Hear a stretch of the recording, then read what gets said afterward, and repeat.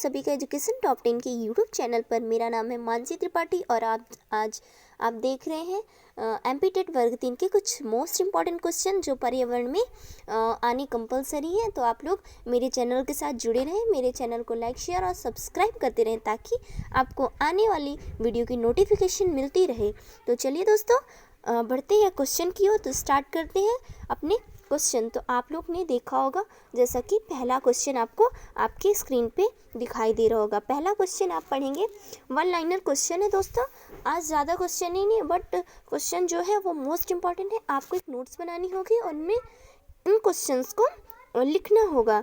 तो देखते हैं पहला क्वेश्चन। पहला क्वेश्चन क्या देख रहे हैं दोस्तों, भारत की पहली वन नीति प्रकाशित की गई। पहला जो क्वेश्चन पूछ रहा है भारत की पहली वन नीति के बारे में है। तो कब प्रकाशित की गई?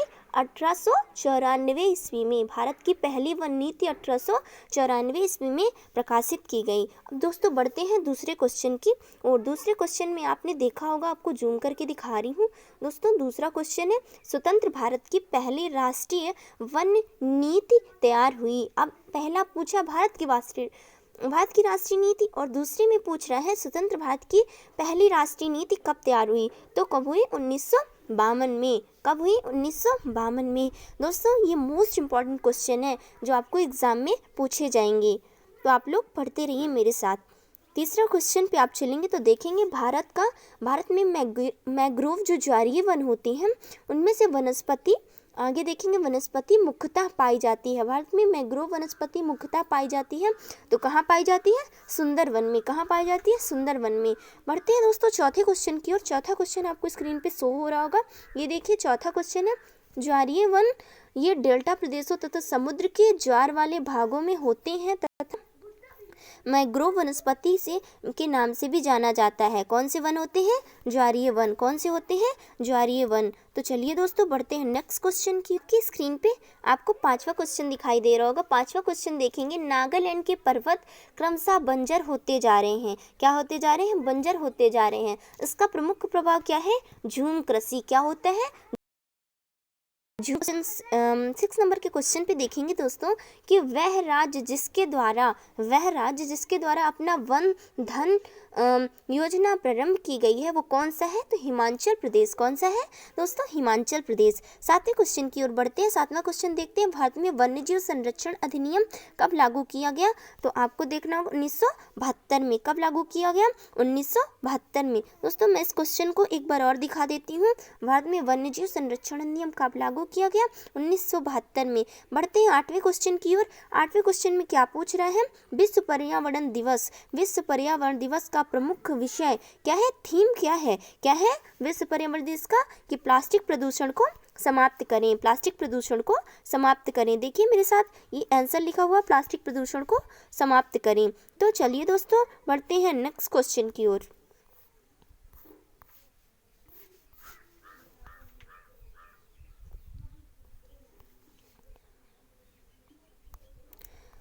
स्क्रीन पे 9वां क्वेश्चन दिख रहा होगा दोस्तों, देखिए मेरे साथ। जिसे दक्षिण गंगोत्री के नाम से जाना जाता है। दक्षिण गंगोत्री के नाम से किसे जाना जाता है? भारत का प्रथम अंटार्कटिक शोध केंद्र को दक्षिण गंगोत्री के नाम से जाना जाता है। ये आपको ये क्वेश्चन दिख रहा होगा, इसका आंसर भी दिख रहा होगा दोस्तों।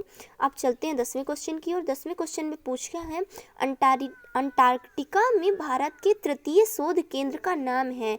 अंटार्कटिका में जो भारत का तृतीय शोध केंद्र का नाम क्या है? भारती है। क्या है? भारती है।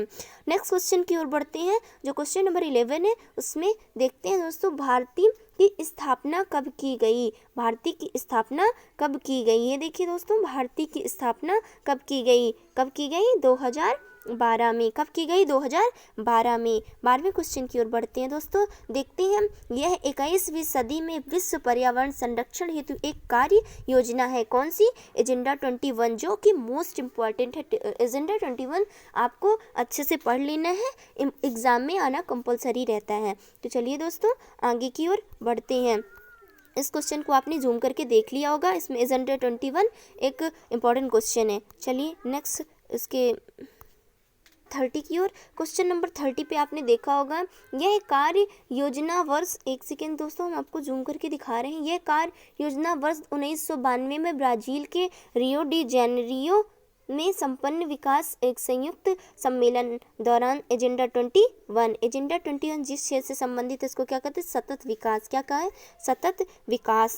फिर चेरनोबिल दुर्घटना किससे संबंधित है, नाभिकीय दुर्घटना से। चेरनोबिल दुर्घटना नाभिकीय दुर्घटना से संबंधित है। क्वेश्चन नंबर 16 की ओर बढ़ते हैं। रूस में चेरनोबिल नाभिकीय दुर्घटना, परमाणु केंद्र में नाभिकीय दुर्घटना कब हुई, 26 अप्रैल क्या हुई, 26 अप्रैल 1986 को, 26 अप्रैल 1986 को हुई। तो बढ़ते हैं नेक्स्ट क्वेश्चन है दोस्तों, विघटित होते रेडियो एक्टिव न्यूक्लियाइड्स में उत्पन्न होने वाला विकिरण कौन सा है, रेडियो एक्टिव प्रदूषण। कौन सा है, रेडियो एक्टिव प्रदूषण। फिर 8वां देखेंगे, विकिरणों के प्रभाव से जीवों, कौन सा क्वेश्चन है 8वां, आपको ये दिखा रही हूँ जूम करके। हाँ, विकिरणों के प्रभाव से जीवों में आनुवांशिकी गुणों पर भी प्रभाव पड़ता है। कैसा प्रभाव पड़ता है, हानिकारक। क्या प्रभाव पड़ता है, हानिकारक। आगे पढ़ते हैं दोस्तों, स्वचालित वाहन निर्वातक का सबसे अविषालु धातु प्रदूषक है। 19 नंबर का क्वेश्चन जो है, स्वचालित वाहन निर्वातक का सबसे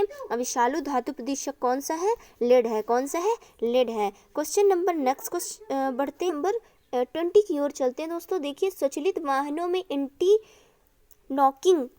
नॉकिंग एजेंट के रूप में प्रयोग किया जाता है। स्वचालित वाहनों में एंटी नॉकिंग के रूप में क्या प्रयोग किया जाता है, लेड को क्या कहते हैं, शीशा। लेड पीबी इसका सिंबल होता है। अब 21 क्वेश्चन पे देखेंगे। 21 जो क्वेश्चन है, केंद्रीय तंत्रिका तंत्र क्या दिखा है, केंद्रीय तंत्रिका तंत्र, मस्तिष्क, पाचन तंत्र इत्यादि प्रभावित होते हैं किसके कारण, लेड के कारण। तो आपको केंद्रीय तंत्रिका तंत्र, मस्तिष्क जो भी प्रभावित होता है वो सब किसके कारण होता है, लेड के कारण। दोस्तों देखते हैं क्वेश्चन नंबर 22 की ओर। पेयजल में कैडमियम की अधिकता से क्या हो जाता है, कैडमियम की अधिकता से।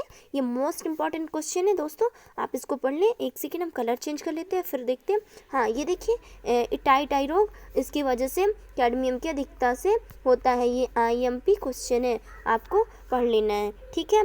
अब नेक्स्ट क्वेश्चन की ओर बढ़ते हैं। क्वेश्चन नंबर 23 क्या पूछ रहा है, पारा जिसे मरकरी कहते हैं युक्त जल पीने से हो जाता है। पारा युक्त जल पीने से क्या होता है, मिनीमाटा रोग। पारा युक्त जल पीने से मिनीमाटा रोग, ये रोग से क्वेश्चन पूछ लेगा दोस्तों।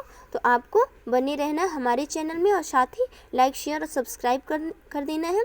आगे आने वाली वीडियो आपको मेरे चैनल पे मिल जाते हैं। क्वेश्चन नंबर 24 की ओर। आपने देखा होगा कि वायु प्रदूषण के जैविक सूचक आपको दिखा रहे हैं जूम करके, जैविक सूचक का कार्य करता है। कौन करता है, क्या लाइकेन करता है, जी हाँ लाइकेन करता है। तो आपको 24 के क्वेश्चन पे लाइकेन को टिक कर देना है। 1 लाइनर क्वेश्चन है, आपको अपनी नोट्स पे लिख लेना है।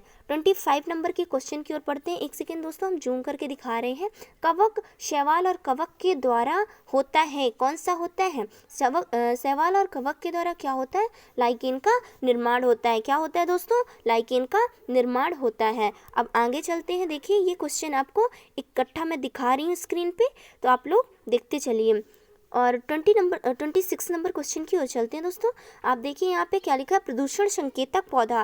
प्रदूषक संकेतन पौधा है, जो प्रदूषण का संकेतक पौधा कौन सा होता है, वो दोस्तों लाइकेन होता है। कौन सा होता है, लाइकेन होता है। नेक्स्ट क्वेश्चन की ओर चलते हैं दोस्तों।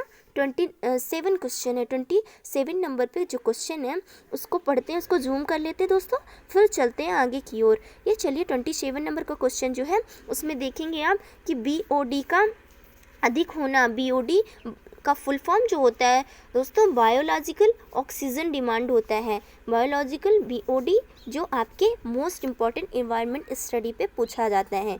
BOD का अधिक होना क्या दर्शाता है दोस्तों, आगे आंसर देखिए, जल के संक्रमित होने का कारण, जल के संक्रमित होने को दर्शाता है। यदि BOD अधिक हो गया तो आपको पता होगा कि जल संक्रमित है। क्वेश्चन नंबर नेक्स्ट की ओर बढ़ते हैं। तो चलिए दोस्तों चलते हैं 28 नंबर क्वेश्चन की ओर। 28 को देखते हैं। किसी वस्तु से उत्पन्न सामान्य आवाज को, देखिए जूम कर देती हूँ दोस्तों आपके सामने ही। सामान्य आवाज को क्या कहते हैं, ध्वनि कहते हैं। किसी वस्तु से उत्पन्न, जैसे अभी मैं बोल रही हूँ तो वो मेरी ध्वनि निकल रही होगी, इसी को क्या बोलते हैं, ध्वनि कहते हैं। अब पढ़ेंगे ध्वनि की इकाई, जो कि मोस्ट इम्पॉर्टेंट क्वेश्चन आपको स्टार्टिंग से देखने को मिल रहा है। ध्वनि की इकाई क्या होती है दोस्तों? वो डेसिबल होती है। क्या होती है? डेसिबल। अब चलते हैं दोस्तों क्वेश्चन नंबर 30 और लास्ट क्वेश्चन की ओर। ऐसे ही बने रहें कुछ अच्छे इंपॉर्टेंट क्वेश्चन देखने के लिए मेरे यूट्यूब चैनल पर, और मेरे चैनल को लाइक, शेयर और सब्सक्राइब करते रहें। तो चलिए दोस्तों, आज का लास्ट क्वेश्चन है और आप ऐसे ही बने रहें। तो आपके लास्ट क्वेश्चन को क्या है? ध्वनि की गति से तेज चलने वाले जेट विमानों से उत्पन्न शोर को क्या कहते हैं? क्या कहते हैं दोस्तों? सोनिक बूम कहते हैं। वन लाइनर क्वेश्चन है दोस्तों, तो आपको पढ़ने में इजली होगी और ज़्यादा दिक्कत नहीं होगी। और जो भी प्रॉब्लम्स हो हमारे वीडियो के थ्रू आपको उसकी सारी वीडियोस मैं देती रहूँगी। तो चलिए दोस्तों, मेरे चैनल में जुड़ने के लिए धन्यवाद।